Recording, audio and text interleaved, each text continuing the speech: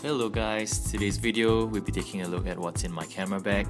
So I have a few bags, few crumplers sling bags including the Crumpler Haven L, and I have a couple of Lowepro bags, which is one backpack and one urban slingshot. But today's main focus is on the Lowepro Fastpack 250, which is my only camera backpack and the biggest camera bag that I own. Of course we have the urban slingshot, which is the smallest backpack that I own. But I'm just showing how I configure my Fastpack 250 today, so let's check it out. So I bought the Lowepro Fastpack 250 2 years ago, but right now it's replaced by the DSLR video pack. So the Fastpack 250 is known for its side compartment here, which is where you store all the camera equipment, and it is great for fast access, where you can just unzip and take it out. And it's good for carrying heavy loads for hiking or traveling, carry-on luggage. And it has compartments at the side to put water bottles and your tripod. So we start off in the top compartment of the bag, and unzipping it you'll find that I have put in quite a few items. The first item is the bounce flash modifier, which is a third-party one. It's similar to the Gary Fong, that's how it works. It works fine for events, for portraits, for giving nice catch lights in the eye. And up next is this black pouch, which holds my external hard drive. It's a 1 terabyte external hard drive from OWC in the US. It comes in this clear, cool looking hard case, which is good for securing it and keeping it safe. Up next is a battery grip for my 6D. As you can see, this is a no brand one that I bought second hand for about 50 Aussie dollars. It looks exactly the same as the original one. You can't really tell the difference, and as long as it works fine, that's all you need. So I use it sometimes, especially only for events usually. Yeah. And in this black pouch next is my flash. It's the Canon 270EX Mark II with the flash diffuser at the top. And once again, I bought this second hand for about 100 Aussie dollars here in Perth. It works fine. It's small, light, portable, really useful. It's not sufficient for events, but I haven't been shooting that for some time. And as you can see, you can bounce it off the ceiling, but you can't swivel it. And it has a metal mount, which is better than the Mark I version, which was plastic. So next is this battery tray for the battery grip. And this is where I can just put double A's instead of using batteries, and it works better in the cold. Next up is this pouch, which holds my cable, and is basically my Pixel Prawn wireless flash trigger with a built-in wireless timer function. So I actually use this mostly as a timer function when I take landscapes in bulk mode, but you can also use this to trigger off my flash.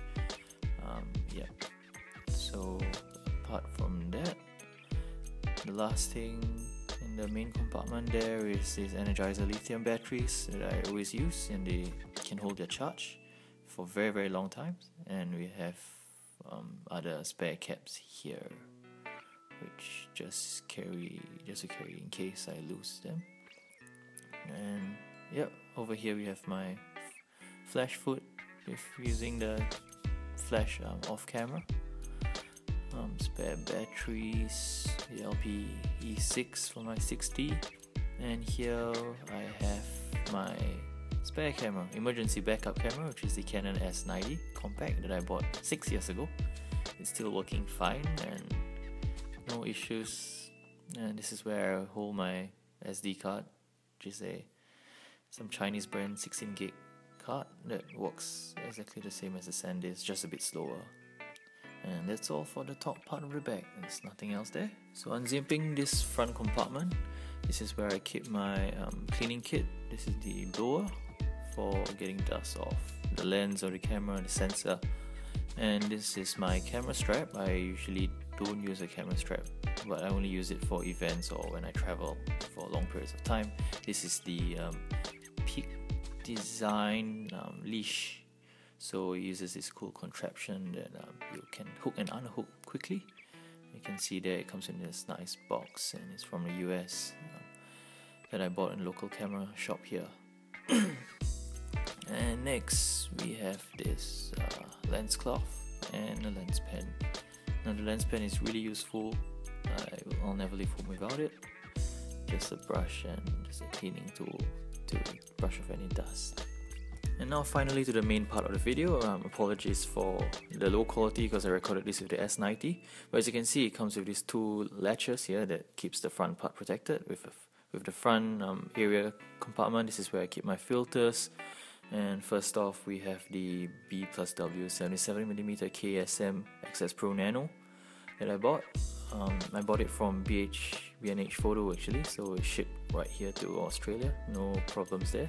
Used that on the Sigma 50 with a 77mm filter thread, and I bought this 67-77 step up ring for my Sigma 35, and it's good quality, made of metal.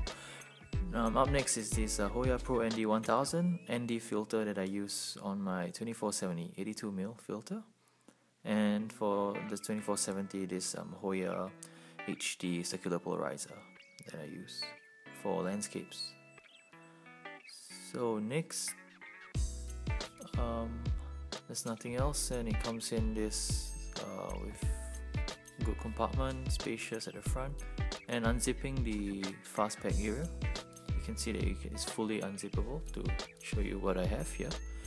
When you lay it down, and how I have configured is that there's my camera, the Canon 60 with the Sigma 35 art. I always keep it on because that's my favorite lens to use.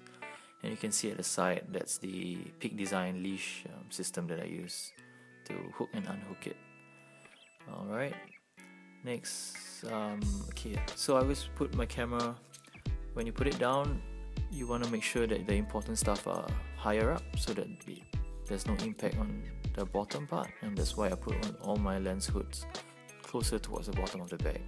So you have my lens hood for the Sigma 35, Sigma 50 and the Canon 2470 f2.8 Mark II. So those three lens hoods, I put it there. And next is the Canon 2470 f2.8 Mark II that I bought. It's a great lens and use it mainly for events and for landscapes. And you can see that the compartments are configurable, and I configured it for my needs. And up next is the Sigma 50 f1.4 art lens that I just did a overview of, so you can check that out. I'll put a link in the description. Next up is this small lens that I bought. This is the Canon 40 f2.8 pancake lens. It's a great lens. As you can see, it's really small, perfect for street, and as you can see, it doesn't come with the original cap because I bought this second hand once again for about 100 Aussie dollars here in Perth. So yep, and up next, the final gear in my bag is the Kenko TelePlus 1.4 Teleconverter Pro 300 DGX. That's right, that's a mouthful. So I use this when I want more reach, or when I want to shoot macro stuff, which is great on the 2470, giving me about 0.3 times magnification. Yeah, and as you can see, when you zip it up, that's how it works. So just unzip that main part, take the camera out, and put it back in. It's just quick and easy. And so that's all, and these are the 4 lenses that I own. So leave any comments down below if you want to see any further reviews, or you want to ask anything else about the gear that I have. Please leave a like and subscribe if you want to see more of this kind of stuff. And thanks for watching. Goodbye.